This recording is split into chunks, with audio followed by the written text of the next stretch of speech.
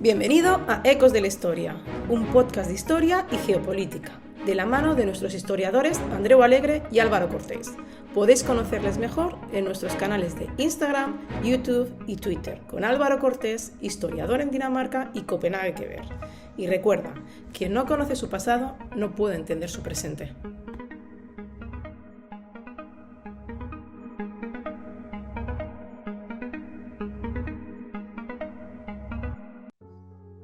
Muy buenos días a todos, bienvenidos un día más a un podcast de estos dos locos de la historia, que somos el profesor Álvaro Cortés y yo mismo, Andreu Alegre.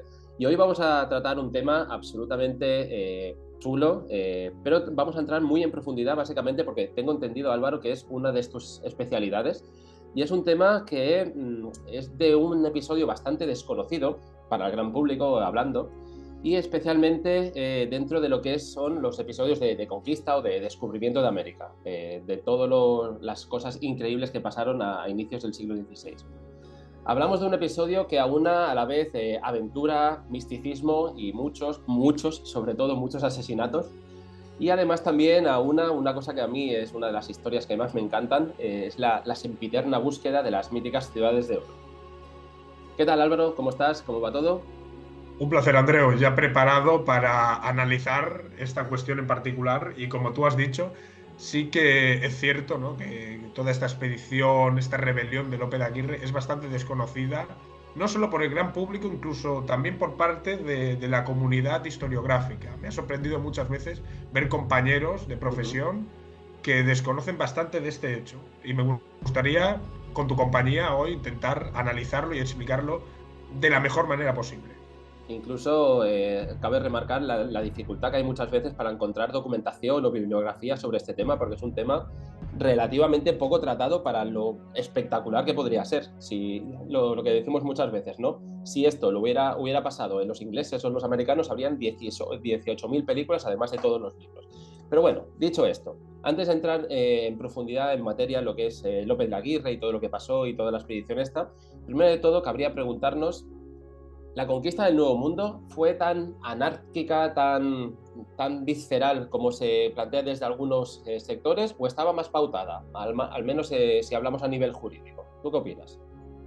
Pues mira, siempre no, con la conquista de América se ha tenido una imagen. Yo siempre me remonto a esta película que salió hace unos años, que se llamaba Oro, que estaba inspirada en un relato de Pérez Reverte, ¿no?, que prácticamente te hablaba de la conquista de América como un caos, un montón de gente iba buscando oro, se iban matando entre ellos, iban a ir rapiñando y a ver qué podían coger.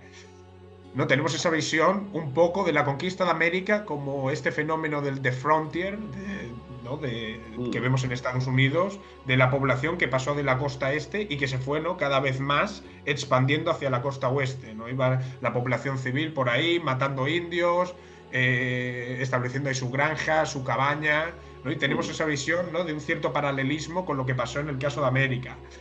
Y la verdad es que, analizando las fuentes, no tiene absolutamente nada que ver lo que pasó en la conquista de América, ¿no?, entendiéndola como ese periodo. Siempre me gusta, de alguna manera, concretar, ¿no?, contextualizar este periodo que conocemos como la conquista de América, el cual comprende del año 1509, en el que se produce esa conquista de Puerto Rico, hasta el año 1572.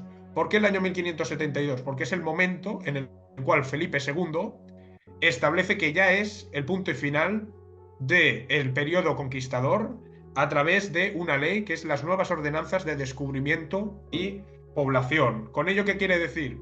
Pues que ya se ha puesto fin a esta conquista de territorio y es el momento de poblar y de alguna manera, ¿no?, civilizar aquellas poblaciones indígenas en lo que serían los principios, ¿no?, del catolicismo, los principios hispánicos de la época.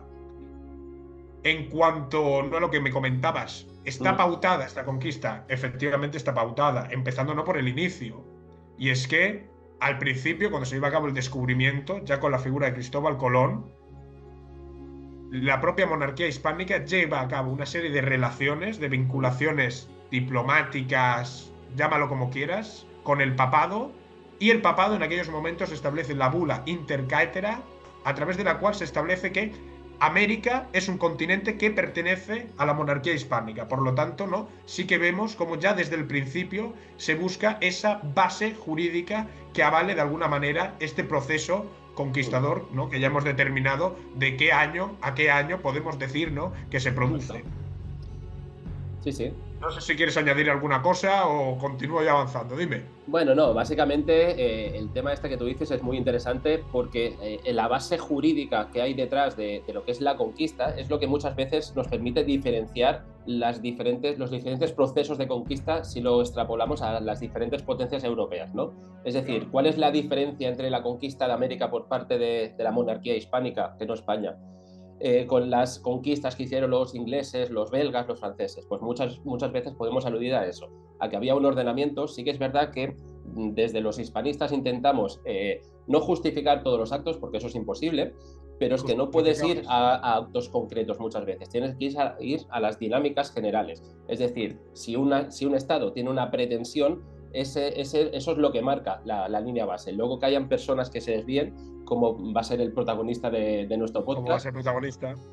Pues bueno, vamos a ir un poquito más al detalle. Sí, pues continúo. Andreu, déjame continuar avanzando sobre este aparato jurídico porque solo hemos rasgado un poco de lo que se estableció posteriormente, pero es lo que tú dices, ¿no? Que tenemos esa mirada como que esta conquista fue muy anárquica y de alguna manera es esa influencia, ¿no? de esta leyenda negro-legendaria que dice, ¿no? Que la conquista de América era prácticamente ¿no? Un montón de gente con ansias de riqueza y que no tenían ningún tipo de razonamiento. Y sí, ¿no? Si vemos este procedimiento jurídico que rodeaba este proceso conquistador, sí que vemos cómo tenía algún sentido, al menos desde el punto de vista, ¿no? De las gentes de aquella época. Te he hablado de esta bula intercaedera, la cual establece, ¿no? Que el territorio americano es propiedad de la monarquía hispánica. Pero claro, ¿cómo se lleva a cabo el proceso conquistador a partir de esta base jurídica que tenemos? Pues se realiza a través de las denominadas capitulaciones. ¿Y qué son estas capitulaciones? Pues son muy interesantes porque se trataba de un contrato jurídico que ligaba, por una parte, a la figura del monarca, al rey de la época, ya fuera Carlos I de España o Felipe II, con la figura de un caudillo. ¿Quién era este caudillo? El caudillo era la persona que, de cara al rey, se comprometía a conquistar un determinado territorio de América, del continente americano. Vale. Por lo tanto, esa persona se ofrecía y el rey, el monarca en cuestión, le daba la autorización. Pues tú tienes la autorización de conquistar esta determinada región de, pongamos, el virreinato, bueno, de lo que sería posteriormente, ¿no? El virreinato de Nueva Granada, de esta parcela a esta otra. Más o menos no se estipulaba cuál era el territorio que debía llevar a cabo esa conquista. El caudillo, una vez le daban este visto bueno, lo que tenía que hacer era reclutar su propia expedición, en la cual esta expedición debía de jurarle una cierta lealtad, porque al fin y al cabo ese caudillo, ese representante militar en territorio americano, lo que hacía era representar de alguna manera la figura del rey. Por lo tanto, no se podía ser desleal, no se podía de alguna manera no intentar apartar a ese caudillo, porque era como, ¿no? De alguna manera plantar cara a la figura del monarca. Correcto. Claro. Algo que me sorprende, que he estado analizando estos días, que me sorprende mucho, es que el caudillo, en este caso, podremos decir, ¿no? Podremos establecer incluso una similitud con la actualidad. Era una especie de emprendedor. Y me dirás tú, ¿por qué emprendedor, Andreu? Porque era un hombre que se ofrecía a conquistar un territorio, ¿no? A la figura del rey, en este caso, del rey de España, a cambio de que si se producía esa conquista de territorio, el rey le podría ceder una pequeña parcela para explotarla y obtener algunas riquezas. Por lo tanto, ¿no?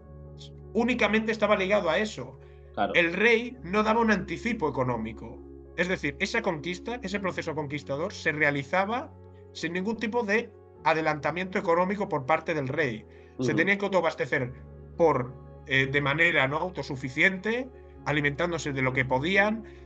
Todas las riquezas, incluso a veces, ¿no? Para sufragar las expediciones, el propio caudillo y los miembros de la hueste lo tenían que hacer, tenían ellos que poner el dinero. Privado. Sí. Tenían que poner las embarcaciones, el tipo de armamento. Lo sabemos, ¿no? Como es, como tú dices, ¿no? Un poco capital privado, ¿no? En ese sentido, ¿no? Que llama mucho la atención. Y no quiero hacer spoiler, pero bueno, ya me adelanto un poco también. Venga, adelántate. Y esto, ¿no? De alguna manera, podría explicar ese afán ¿no?, que tenían algunos, no quiero tampoco generalizar, de la búsqueda del oro, de los metales preciosos. ¿Por qué esa enajenación por buscar esos metales preciosos? Porque no era la única manera de obtener unos ingresos extras, los cuales se quedaban al margen del rey. Si ellos obtenían dinero, ¿no?, una serie de riquezas de oro, pues se lo quedaban ellos. No tenían que saldar ningún tipo de cuenta, ¿no?, al menos siempre y cuando no se enterara, ¿no?, con el monarca. Por eso esas ansias de oro. Bueno, y en el caso de que el monarca se enterara, tenía que pagar solo una quinta parte de todo lo que Ahí encontrara. estamos. Por lo tanto, es menos de lo que pagamos en impuestos los emprendedores de hoy en día, un 20%. Además, tienes mucha razón en lo que comentas, porque al final la gente que hacía este tipo de empresas, no sé si los podemos comparar con un emprendedor, pero sí que era de las pocas maneras que se podía tener un poquito de ascensor social, digamos. O sea, normalmente las personas que iban a este tipo de empresas eran de un perfil bastante bajo y era la única manera que podían ascender socialmente y económicamente en muchos casos. Vemos, por ejemplo, el caso del propio, de nuestro protagonista de hoy, que él era el segundo de una familia de hidalgos más o menos venidos a menos, que no eran ricos, pero que alguna cosa tenían que heredar. Pero ya sabemos cómo funcionaba en esos tiempos el tema de heredar. Solo heredaba el primogénito de todos. Entonces, los segundos, los terceros, solo tenían dos destinos: o irse a actos eclesiásticos o meterse en el ejército e intentar este tipo de empresas. Por eso había tantísima gente que quería ir a América, aún con las complicaciones que eso derivaba, porque era la única manera de más o menos poder tener un futuro, sobre todo si eras de este tipo de perfiles. Pero vamos un poquito más a lo que es el centro de... Coméntame. No, que estoy muy a favor de lo que has dicho, o sea, muy interesante, y es eso a lo que quería entrar, ¿no? Que precisamente serán, ¿no?, los protagonistas de esta expedición que vamos a comentar, ¿no?, Lope de Aguirre, que era, ¿no?, de origen vasco, de Guipúzcoa, de Oñate, así como Pedro de Ursúa, que será el que en un principio lidere esa expedición, que era navarro de Baztán. ¿No? Y vimos cómo eran el territorio del norte de España, ¿no?, territorio de caseríos, que no se le daba siempre, un territorio donde no había una gran nobleza, como podía pasarlo en el sur de España.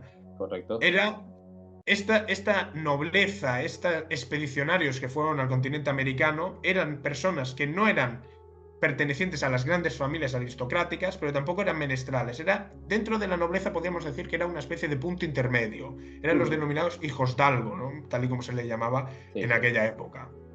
Muy interesante lo que dices, Andreu. Totalmente Dime. de acuerdo. Pues no, decía que vamos un poquito más a lo que es el tema central del podcast, a la expedición en sí. Bueno, ya has dicho algunos nombres muy interesantes. Pedro de Ursúa, que es el que empezó esta expedición, empezó como capitaneándola, entiendo, pero no fue una empresa que él organizara, sino que venía ya más organizada por el virrey, Andrés Hurtado de Mendoza, si no estoy equivocado. Y básicamente ahora nos explicarás un poquito por qué se inició esta expedición y sobre todo qué objetivos buscaba. Cuéntanos un poquito. Muy interesante lo que comentas. Pues mira, precisamente esta expedición de Pedro de Ursúa, la cual se inicia a partir del año 1559, se produce en el contexto de Perú, de aquel periodo. ¿Y qué contexto encontramos en Perú a mitades del siglo XVI? Básicamente, pues, hostias. Básicamente hostias, como tú dices. Nos había producido una guerra civil entre el sector de Francisco Pizarro, Diego Almagro. Se habían producido una serie de guerras civiles muy importantes en Perú, ¿no?, que habían condicionado esos primeros periodos coloniales en la zona. Y claro, se encontraba, ¿no?, en este caso, como tú decías, ¿no?, el virrey, el marqués de Cañete, que controlaba la zona, que cada vez más, ¿no?, se iban reuniendo un mayor número de conquistadores en la zona. Y claro, después de esa experiencia, ¿no?, de esas guerras civiles entre pizarristas, almagristas, ¿no?, tal y como se llamaban, claro, temía esa situación. ¿Cuál será la manera de intentar, de alguna manera, canalizar esas ansias, esa hostilidad con la que llegaban algunos al territorio americano, sobre todo en la zona de Perú? Pues crear una serie de expediciones a míticos reinos fantásticos del imaginario, ¿no?, de aquel periodo, en los cuales encontramos, ¿no?, el reino de Omagua, donde se creía que existía, ¿no?, el llamado Dorado, que eso lo conocemos todos, ¿no?, Andreu, que se han hecho miles de películas, tanto para niños como para adultos, y bueno, es dentro de ese imaginario colectivo, ¿no?, de la ciudad repleta de oro. Tengo aquí apuntado. Y muchas veces lo que sí que he visto es que la gente piensa que El Dorado era una sola ciudad, o sea, era la única ciudad que decían que era completamente de oro, y es totalmente erróneo eso. Las historias míticas, digamos, cuentan varias ciudades en varios territorios diferentes. No solo estaba El Dorado, sino que estaban las ciudades de Cíbola, estaban las que esto pues, has comentado en un principio, o sea, que era algo bastante arraigado dentro de las culturas de las diferentes tribus y de las diferentes personas que vivían en todo el continente americano. Algo curioso. Claro, y también debemos de tener en cuenta, ¿no?, que esa existencia de los reinos míticos ya venía de la época medieval, porque aún no se había producido una ruptura total. Es decir, esa existencia de reinos, ¿no?, ancestrales donde había grandes riquezas, Sí. ya estaba dentro del imaginario de época medieval, donde se pensaba que Cathay, ¿no?, ese territorio asiático, había una gran riqueza, ¿no?, una civilización brutal donde existía, ¿no?, gran riqueza. También el reino del Preste Juan, ¿no? Eran imaginarios, ¿no?, que de alguna manera abocaban a mundos fantásticos donde, ¿no?, como comentábamos, había las grandes riquezas, esas ansias, ¿no?, de ascenso social tan importantes en la época, ¿no?, que veíamos como en el caso de España con la Reconquista estaban un poco estancadas debido a que, ¿no?, sobre todo la protagonizaban los grandes miembros de la aristocracia y que de alguna manera era una válvula de escape. Pues el territorio americano, ¿no?, un territorio enorme, un continente desconocido hasta entonces, pues también se prestará a esta existencia de mundos, ¿no?, imaginarios, como es este, ¿no?, del Dorado. Claro, esta existencia del mundo del Dorado no viene de los propios conquistadores que llegan y son gente muy creativa, ¿no?, y se ponen a escribir un argumento para Netflix y dicen, mira, el reino del Dorado mola. No, sino que ya era una leyenda que se había ido contando por parte de las poblaciones indígenas que llegará a oídos de, ¿no?, de estas poblaciones, de estos conquistadores que llegan al Nuevo Mundo. Y tengo aquí escrito cómo surge la leyenda del Dorado, que es una narración indígena la cual hace referencia al llamado cacique de Chibcha.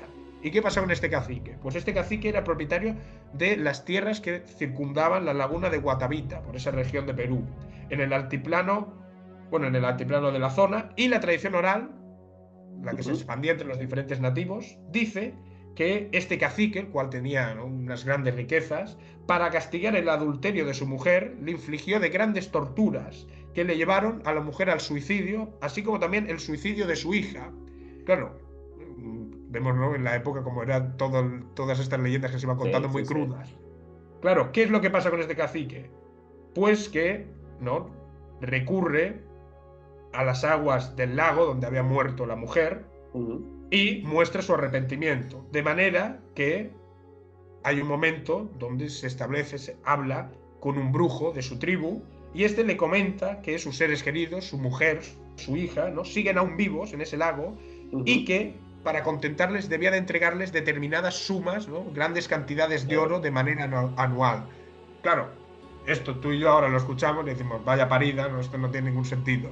Sí, no, pero yo no lo categorizaría tanto de parida. Es lo que tú dices, ¿no? Se juntaron un poquito las leyendas medievales que ya estaban implantadas aquí en los territorios peninsulares con las propias leyendas que iban contando los indígenas en el momento de la llegada de los españoles.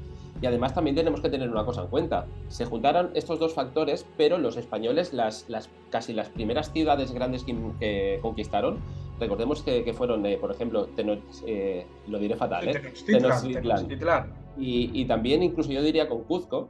Cuando conquistaron estas dos ciudades, se encontraron ciudades que eran absolutamente ricas, llenas de oro por todos lados, y eso también acabó de fomentar muchísimo más las leyendas de las ciudades hechas de oro.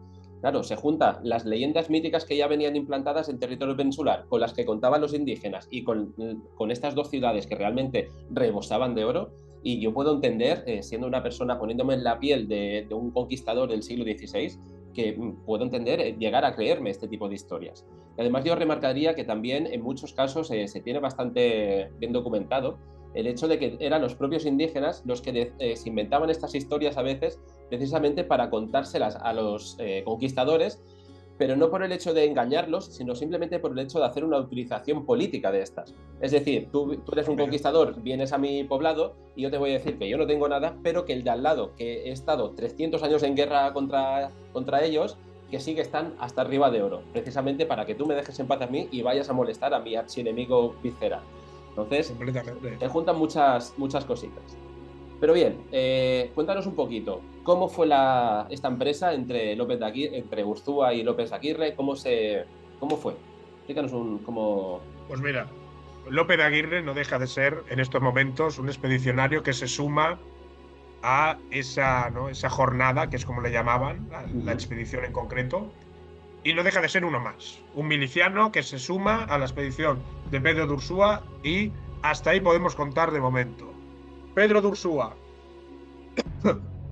Pedro de Ursúa, pues es, ¿no?, un joven que llega, como hemos dicho, navarro, el cual llega al territorio americano, a Cartagena de Indias, relativamente joven. Él, lo tengo que apuntar, 1545. Llega a Cartagena de Indias, empieza a ofrecerse para diferentes trabajos, lo mismo, ¿no?, repeler una revuelta que se está produciendo de poblaciones indígenas. Él va cumpliendo diferentes tareas que se le va asignando. Y de alguna manera, ¿no?, se gana ese favor por parte del marqués de Cañete, ¿no?, como decíamos, hasta el punto de que en ese año 1559 el marqués de Cañete, ¿no?, da autorización a Pedro de Ursúa para que lleve a cabo esta jornada, ¿no?, en busca del mítico reino de Omagua y la riqueza del dorado.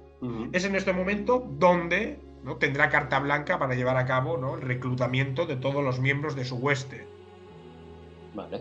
Este reclutamiento era voluntario, como hemos dicho, se lo tenías que ofrecer, y esas personas, esos milicianos, tenían que dar su autorización, y una vez daban su autorización ya estaban dentro de la hueste. Se producía este denominado engancho, que era ese compromiso que existía ya con el caudillo, ¿no?, y en el cual ya no podías retroceder, ya estabas completamente comprometido, y lo que decía el caudillo era la autoridad real, y por lo tanto la tenías que cumplir palabra por palabra. Claro, esta expedición en busca del dorado ya empieza con ciertas complicaciones, en el sentido de, como comentamos, de la financiación. El marqués de Cañete, tampoco ninguna autoridad real, darán un suministro económico, no les darán un anticipo económico. Por lo tanto, no se ven obligados a intentar, ¿no?, recaudar un poco de dinero por parte de cada expedicionario. Yo ahora tenía apuntado, ¿no?, el cronista Zúñiga, que es importante en esta expedición porque nos contará los hechos que se van produciendo, revela que pagó un total de 2.000 pesos y además aportó un total de 3 caballos. ¿No? Vemos como lo que comentábamos, de que se autofinanciaba, que eran los emprendedores de aquel periodo. Totalmente. Y de esta manera, en 1559, empieza esta expedición de Pedro de Ursúa en búsqueda de el dorado, el mítico dorado. Una expedición, ¿no?, la cual nosotros podríamos de alguna manera pensar que era pequeña, pero que tenía la suma de 300 soldados completamente armados. Que no es poco. Que no es poco. Y lo que me llama más la atención, 600 indios. 600 indios para, bueno, diferentes trabajos, ¿no?, de todo tipo. Podían ser algunos, sí, ¿no?, de cañón, básicamente. Claro, ahí estamos. Y aquí Pedro de Ursúa podemos decir ya que cometió un error, y es que se llevó a su querida Inés de Atienza, que era una chica mestiza, ¿no?, de gran belleza, la cual, claro, le provocará una serie de problemas a lo largo de la expedición. Problemas, ¿no?, de intereses románticos entre diferentes expedicionarios, la típica competencia, ¿no?, de a ver quién la puede conquistar, y bueno, no acabará bien. Ya te adelanto, Andreu, que no fue una gran idea por parte Hacemos un gran spoiler, no acaba bien para nadie, me parece, ¿no? No acaba muy bien. Además, no tenía mucha suerte, todo se ha dicho de paso. Bueno, me parece muy, muy interesante lo que estás comentando. Claro, en el tema de que no se financió la expedición, ahí ya podemos ver un poquito más lo que comentábamos antes, ¿no? Que quizás ya no es tanto una expedición simplemente para buscar una ciudad mítica, sino que también el virrey hizo una utilización política de esta expedición. Es decir, vamos a quitarnos a estos soldados ociosos que no dan más que problemas. Y si encuentran alguna cosa interesante, bien, y si se mueven por el camino, tampoco es una pena demasiado grande. Y lo que comentabas de que los 300 soldados, a lo mejor nos puede parecer un número muy, muy irrisorio, porque claro, estamos acostumbrados a grandes batallas con miles de soldados y tal. Simplemente recordar que, si no me fallan los números, Cortés consiguió conquistar México con 400 soldados españoles, más todos los indios que se juntaron, y Pizarro con 158. O sea, en esta expedición había el doble que con la expedición inicial de Pizarro. Entonces, es un número nada desdeñable desde el punto de vista militar, y sobre todo ubicándolo en esa época. Pues bien, ¿qué siguió a la expedición? Pues un apunte importante que me lo estaba saltando y que es conveniente también que ahonde en él. Y es que en esta expedición organizada por Pedro de Ursúa encontramos, ¿sí?, una veintena de amigos cercanos y también paisanos, ¿no?, que eran de esa zona de Navarra, de la zona de Baztán. ¿Por qué me gustaría hacer hincapié en esto del paisano? Porque en las huestes, ¿sí?, estaba el caudillo y normalmente se rodeaba de personas muy cercanas a él, que generalmente lo que hacían era compartir el paisanaje. El paisanaje era que compartían, ¿no?, el lugar de procedencia, ¿no? Vemos esos vínculos humanos, ¿no?, también en la actualidad, perduran en la actualidad, Sí, sí. para que veamos, ¿no?, que al fin y al cabo somos animales y decaemos en eso. Y todo es cíclico y la historia se repite una y otra Claro. vez muchas veces. No, y el paisanaje es un elemento fundamental, lo será con Pedro de Ursúa y lo será con Lope de Aguirre, el cual llevará a cabo posteriormente, ahora entraremos en ello, esa rebelión con ayuda también de guipuzcoanos que le ayudarán a establecer su poder. Y bueno, Claro, lo que empiezo ya. Dime. dame simplemente un pequeño apunte, lo que comentas de que eran todos más o menos del mismo sector, de la misma sección geográfica, digamos, de lo que era la península en ese momento. Desde un punto de vista historiográfico y después de incluso a nivel de manipulación política, se ha utilizado muchas veces este caso y el hecho de que fueran de la zona del País Vasco, Navarra y tal, como baluartes, digamos, de algún tipo de nacionalismo en este sentido. Luego te preguntaré sobre las figuras de este personaje en el imaginario colectivo y no sé si al respecto podrás hacer algún apunte. Pero te dejo continuar, por favor. Perfecto. Bueno, también debemos de tener en cuenta que en la expedición también habían miembros de Sevilla de diferentes lugares, ¿no? Bueno, Tampoco había... el propio virrey, por ejemplo, era de Cuenca, o sea, pero muchas veces ha utilizado, se pretende mucho el utilizar según qué aspectos de la historia para extrapolarlos a la política actual, y eso es lo peor que se puede hacer. Pero no te corto más. Lope de Aguirre no, creo que no era del PNV, lo intuyo. Era un poquito anterior, bueno, unos días. Vale, dicho esto, la expedición se inicia el 26 de septiembre de 1560, ¿no?, con estos 300 soldados, 600 indios, ¿no?, que acompañarán. Y claro, ya desde el principio presenta una serie de dificultades, ¿no? Digamos la mala suerte, la falta de previsión, y es que, ¿no?, se establece una travesía por el río Huallaga y posteriormente por el río Marañón.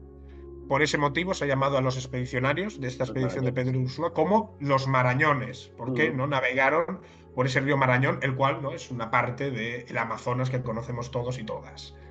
Bueno, pues llevan a cabo, ¿no?, este desplazamiento en busca del mítico reino de Omagua y del Gran Dorado, con la mala suerte de que sufrirán numerosos contratiempos, como es, ¿no?, la ruptura de las embarcaciones que llevaban, embarcaciones que ellos mismos, ¿no?, habían aportado a la expedición con sumas de dinero.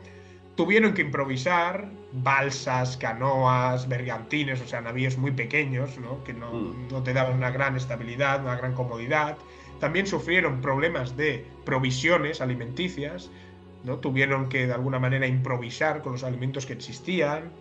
A ello además, ¿no?, se le suma la hambruna, consecuencia de esto, y, ¿no?, que empezará cada vez más a establecerse como el culpable de todo al señor Pedro de Ursúa, ¿no?, que al fin y al cabo era el que había organizado todo ello.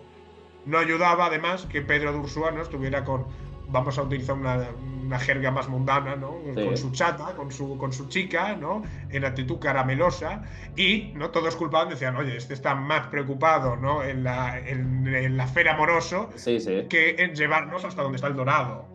Bueno, de hecho hay muchas crónicas que hablan al respecto de esto, e incluso hay otras que también dicen que estaba aquejado del mal negro, le llamaban, me parece, en ese momento, de la melancolía que le decían, ¿no?, que tenía como lo que hoy diríamos que son episodios depresivos, y a lo mejor era una persona que tenía algún tipo de bipolaridad, porque representaba mucho estos episodios depresivos y luego las grandes euforias precisamente por esta mujer que hablábamos, ¿no? Entonces, eso no ayudaba. Un diagnóstico psicológico es difícil ahora establecerlo ya muy siglos después, pero sí, por ahí andarían los tiros, ¿no? Además, es interesante porque encontramos diferentes crónicas, una de Zúñiga que he comentado, otra de Guzmán, que te permite, ¿no?, saber qué percepción había de Pedro de Ursúa en aquellos momentos por parte de los diferentes, ¿no?, expedicionarios de esta búsqueda del Dorado. Y bueno, así se va produciendo, ¿no? Cada vez se produce una mayor rebeldía por parte de estos marañones, ¿no? De cara a Pedro de Ursúa, al cual, ¿no? Como hemos dicho, ¿no? Cambios de humor, están resultando, ¿no? De alguna manera ser un poco incompetente, y ello provoca, ¿no? Que algunos le planten cara en determinados momentos. Y Ursúa, bueno, como representante del rey que era, se tenía que hacer valer. Y ello, ¿no? Da lugar a que se produzcan ejecuciones de los propios miembros de la expedición. Tenía que apuntado, ¿no? Se produce la muerte de algunos, un tal Arles y Frías, que son, podríamos decir, ¿no? Los que menos luces tenían, porque no se puede plantar cara a alguien que tiene la autorización y el poder real de la mano. Al menos no sin estar seguro de que puedes derrocarlo bien. Claro. Mientras que habían otros más listos dentro, ¿no? De esos marañones, los cuales, como ya podríamos intuir, estaba el señor Lope de Aguirre. Después, un tal Zalduendo, interesante Zalduendo, porque Zalduendo es un hombre que se une a esta conspiración, no tanto por motivos económicos, de ambición personal, sino por interés amoroso con Inés de Atienza, que era la querida en aquellos momentos de Lope de Aguirre. Por lo tanto, de Lope de Aguirre, de Pedro de Ursúa. Sí. Por lo que vemos, ¿no? Que no había sido buena idea llevarla a la expedición.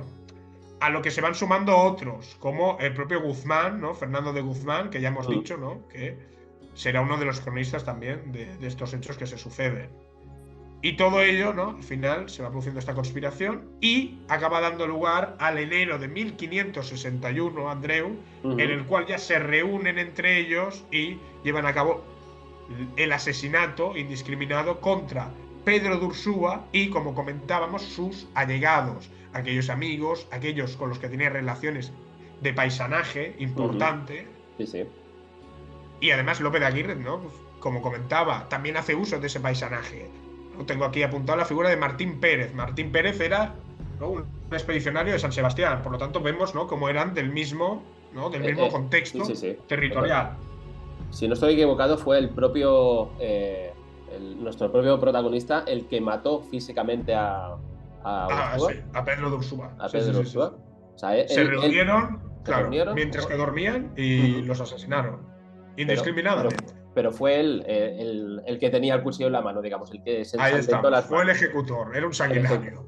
Por ahí ya vemos un poquito cómo es la figura, porque tú puedes estar de acuerdo o no con que haya una rebelión a bordo de un barco, pero si ya eres el autor material de unos asesinatos, entonces ya vemos por dónde van las directrices. Lo que entiendo que en el momento que murió, no fue el propio Lope de Aguirre que se puso a la cabeza de expedición. ¿Es así? No fue el propio Lope de Aguirre, sino el propio Fernando de Guzmán, el cual se establece como el nuevo caudillo, digamos caudillo, porque ya no tenía ningún tipo, ¿no? de protección real. Y sorprende mucho lo que pasa en estos momentos, porque de alguna manera, por parte de estos marañones, se intentará justificar el asesinato de Pedro de Ursúa de cara a Felipe II. Es decir, ¿no?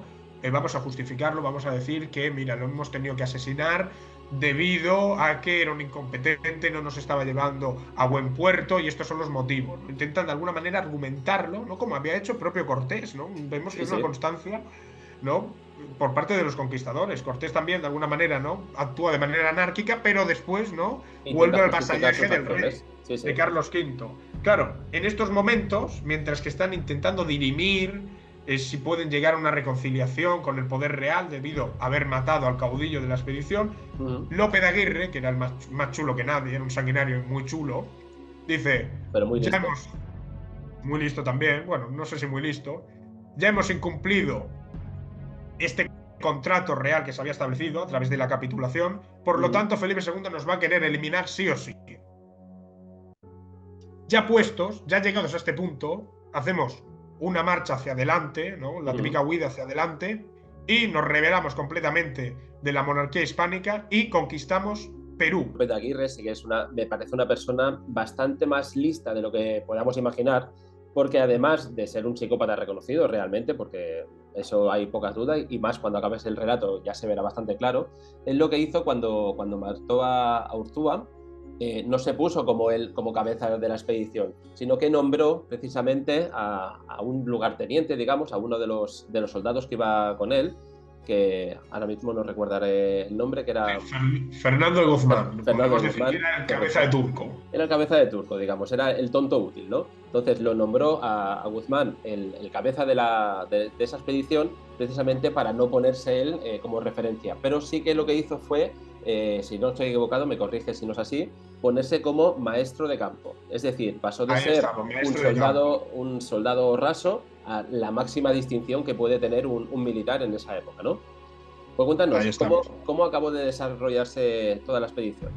Claro. Y Fernando de Guzmán no solo se establece como el jefe de estos marañones, sino también se proclama, ya hemos dicho, ¿no?, esa búsqueda ahora de pasan del dorado, ya sean por vencidos, y van a conquistar Perú, pues el señor Fernando de Guzmán se declara a sí mismo príncipe de Perú. Por lo tanto, una vez ya empiezan ya, ¿no?, de esta forma, pues ya se encontraba la embarcación muy alejada de Perú, por lo tanto tendrán que retroceder. ¿Y de qué manera había? Dime. Simplemente un pequeño apunte. Guzmán se nombra a sí mismo príncipe de tierra firme, príncipe de todas las tierras del Perú y también de todas las tierras de Chile. O sea, digamos que iban a lo grande, no se andaban con chiquitas, ¿no? Y eran. Fernando Guzmán ya puesto, pido la luna. Mira, y no pidió Francia porque no le quedaba cerca, que si no. Que si no, para allá va. Bueno, y lo que te comentaba, ¿no?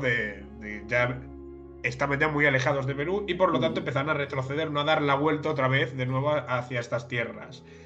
Se encontrarán el 21 de julio del año 1561 en la isla Margarita. La isla Margarita se encontraba en la costa oriental de Venezuela, por lo tanto vemos que estaban bastante alejados de Perú. A partir de este momento empezarán a retroceder, no a darse la vuelta otra vez de nuevo a ese lugar del cual habían partido, recordémoslos. Bueno, pues en la isla Margarita, ¿no?, se organizarán de forma que se harán con el control de la villa Espíritu Santo, que era controlada, ¿no?, por la monarquía hispánica. Entrarán diciendo que eran únicamente, ¿no?, meros descubridores que se habían perdido, sin ningún tipo de fin malévolo, por así decirlo, y aprovecharán ese pretexto, ¿no?, esa confusión, para establecer su autoridad y hacerse con el control de la zona.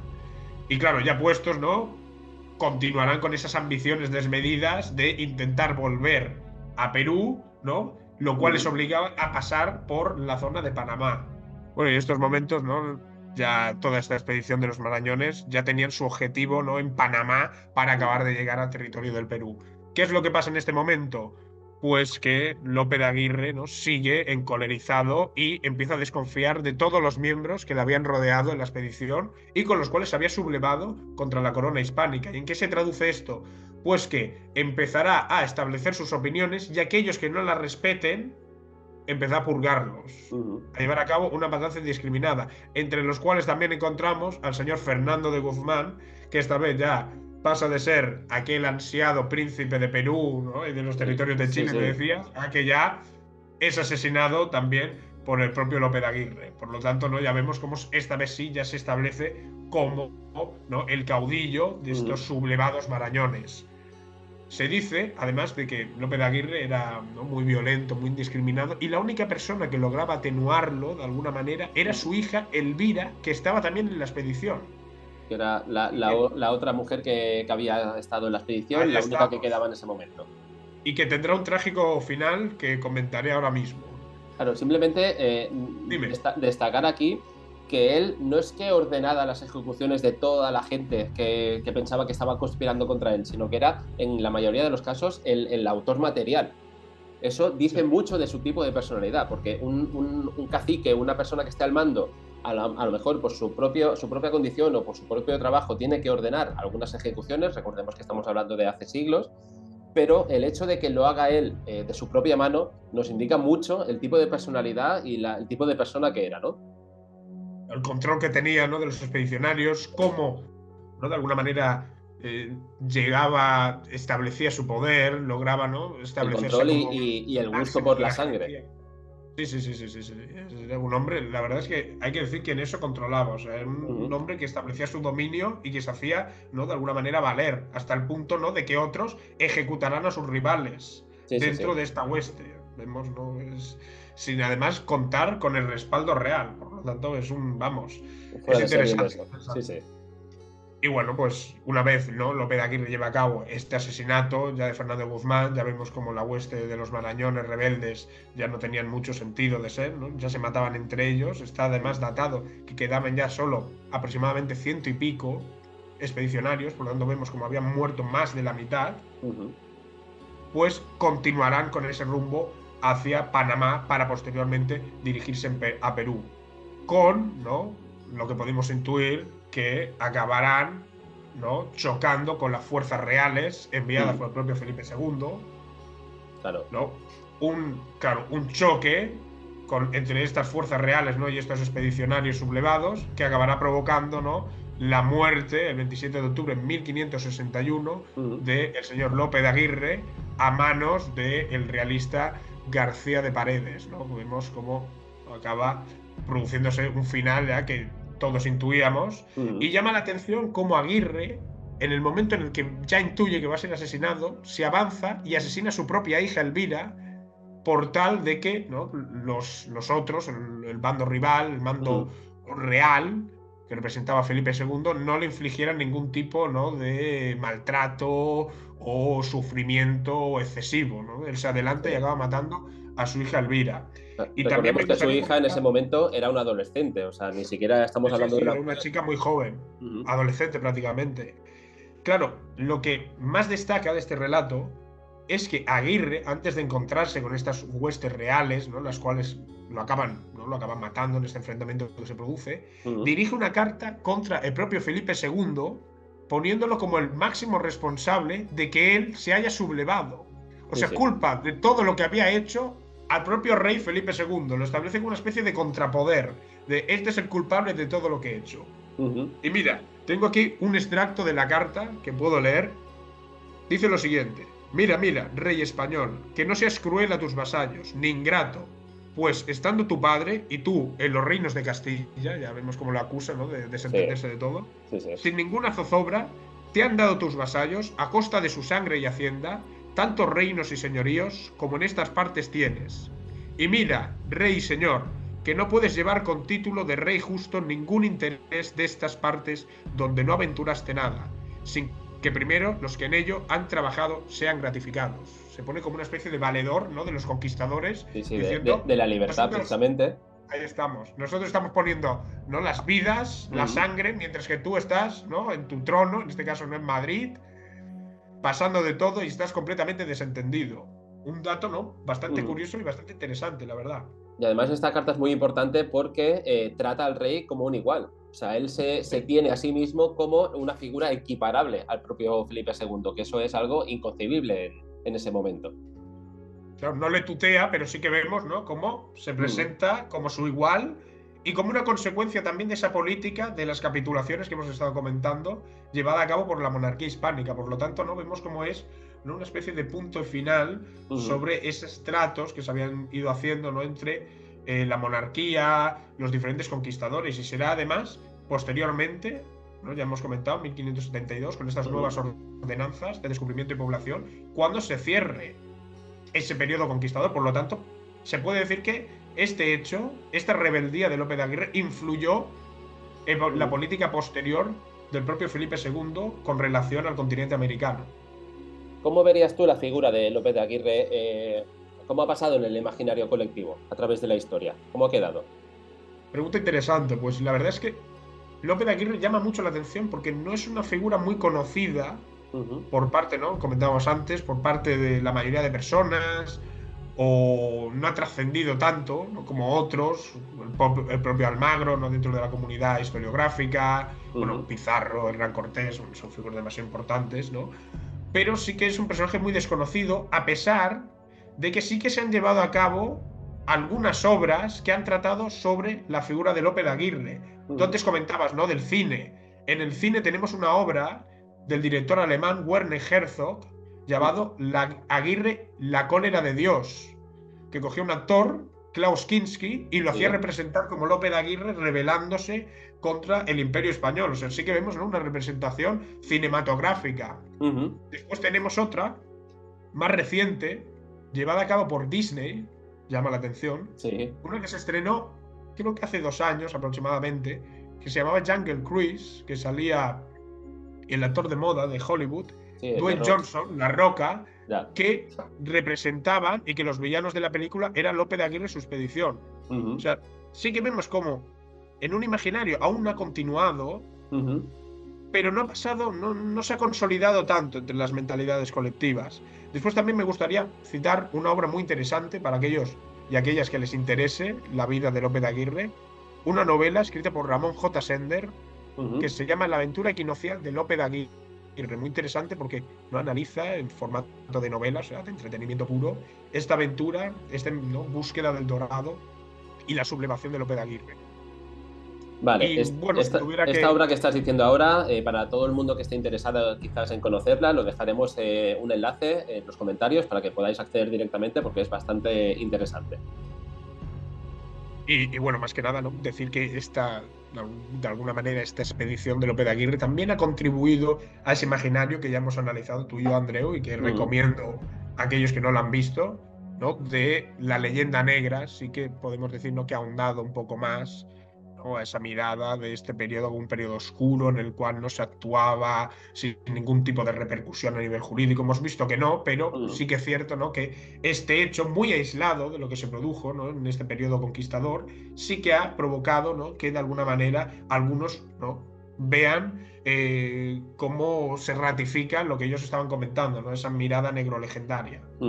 Bueno, y supongo que también ha ayudado mucho para esa mirada negro legendaria el hecho de que la propia segunda carta que le mandó López de Aguirre a Felipe II, la que hemos comentado ahora mismo, se toma desde muchas partes del espectro político, incluso actualmente, como un ejemplo del imperialismo que imperaba en ese momento. Y sobre todo es interesante el hecho de que lo cogió el propio Bolívar. Bolívar cogió esta carta como un primer esbozo de lo que debería ser la libertad de los territorios americanos en contra de la corona española. Bueno, Mira, muy interesante, vemos cómo ha trascendido también. Pues mira, eso muy también interesante. sería curioso el analizar el por qué Bolívar cogió precisamente la figura de un psicópata reconocido como estandarte de uno de sus cánticos de libertad, ¿no? Pero, Creo que estaba un poco perdido, pero bueno, eso Bolívar. o un poquito alienado con también este tipo de Sí, conductas, puede ser. vamos a decirlo así. Bueno, pues Álvaro, muchísimas gracias por tus explicaciones. Realmente creo que ha sido muy, muy interesante. No sé si quieres añadir alguna cosita más. No, yo creo que todo lo que hemos comentado está bastante bien. Ahora, Si alguno de nuestra audiencia quiere poner en la barra de comentarios alguna aportación, bienvenido sea. Que se acuerden de suscribirse, que es algo que nos ayuda mucho, Andreu. A mí me gusta muchísimo. repetirlo siempre que puedo porque es una ayuda. Él y yo estamos empezando y siempre es un pequeño impulso ver ahí un nuevo suscriptor. Eso es un pequeño regalo, es lo que realmente nos da fuerza, aun a pesar de que nos lo pasemos muy bien preparando este tipo de podcast por todo lo que aprendemos de fondo, pero realmente cuando ves a alguien más que te sigue, que te hace un comentario, que te da un like en las diferentes plataformas, a mí personalmente me llena de orgullo y satisfacción, como diría aquel, ¿no? Ya estamos. O diría que él. Bueno, Álvaro, muchísimas gracias por todo y nada, nos vemos en el siguiente. Un placer, Andreu. Gracias. Os dejamos una recomendación de un libro sobre el tema de este podcast en la descripción y en el primer comentario, junto con los canales Ecos de la Historia, Historiador en Dinamarca y Copenhague que ver, para que si te ha gustado este podcast lo compartas y así nos ayudes. Y recuerda, quien no conoce su pasado no puede entender su presente.